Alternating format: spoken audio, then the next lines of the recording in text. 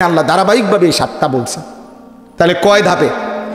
7 ধাপে আল্লাহ আমাদেরকে মায়ের পেট থেকে বের করেছেন।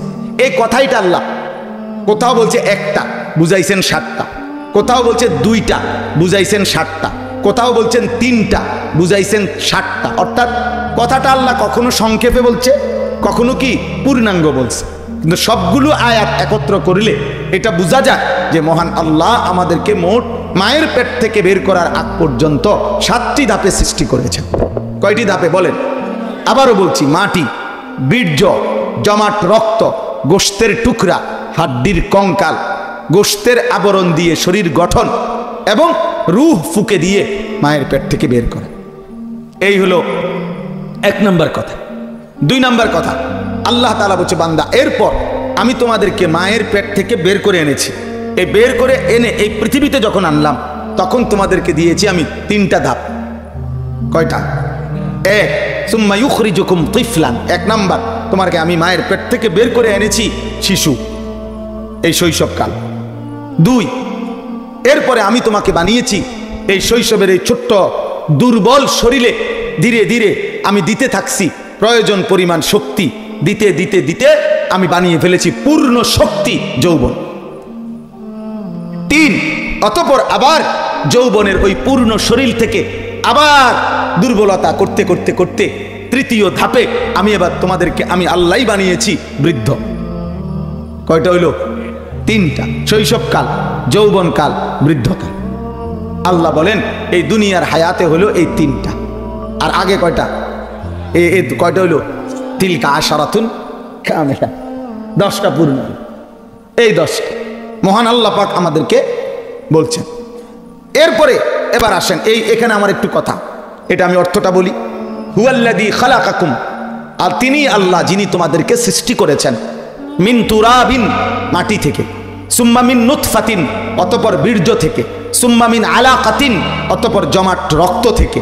এখানে এই 3টা বলছে সংক্ষেপে, 3টা বলে বাকি 4টাও অন্তর্ভুক্ত, মোট অর্থ হইল 7টা। কয়টা? এরপরে তোমাদেরকে মায়ের পেট থেকে বের করেছেন 7 ধাপ।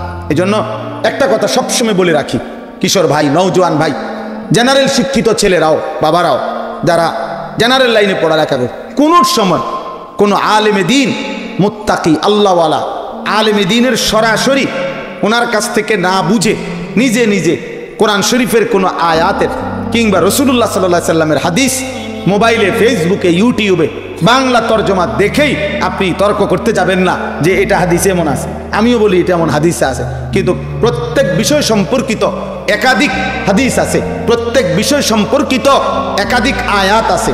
সকল আয়াত, সকল হাদিসকে সামনে রেখে এরপরে কোন আয়াত আগে, কোন আয়াত পরে, কোন আয়াতের প্রেক্ষাপট কি, কোন হাদিসের প্রেক্ষাপট কি, বর্ণনাকারী কার বয়স বেশি, কার বয়স কম, নবীজির সাথে কোন রাবি মানে সাহাবীর সম্পর্ক বেশি, কোন সাহাবীর সম্পর্ক কম, এই সব কিছু মিলাইয়া অসংখ্য বিষয়কে বিশ্লেষণ করে সামনে রেখে এরপরে উলামায়ে কেরাম, ফুকাহায়ে কেরাম শরীয়তের মাসআলা বলে, ফতুয়া বলে, যেটা একটি বাংলা অনুবাদ দেখে বুঝে নেওয়া যথেষ্ট নয়। এটা জরুরি, এটা জরুরি। এই জন্য যারা নিজেদেরকে আহলে হাদিস বলে, আমরা শুধু তাদের সাথে এইটাই বলতে চাই, আর কিচ্ছু ফিটাফিটির কিছু নাই। বলতে চাই যে না ভাই, আপনি মুসলমানকে শুধু হাদিস পড়বে, কোরআন পড়বে, কোনো সমস্যা নাই, 100 বার পড়বে, তর্জমাও পড়বে, তাফসিরও পড়বে, হাদিসও পড়বে, অনুবাদও পড়বে, সব ঠিক আছে, পড়ার উৎসাহ তো ঠিক আছে, কিন্তু নতুন করে কোনো মাসআলা নির্ধারণ করা, ফতোয়া নির্ধারণ করা, আমল নির্ধারণ করার জন্য হক্কানি রব্বানি মুত্তাকি উলামায়ে কেরামের সরাসরি ওনাদের কাছে জিজ্ঞাসা, পরামর্শ, ওনাদের কথা মেনে নেওয়া, এটা জরুরি,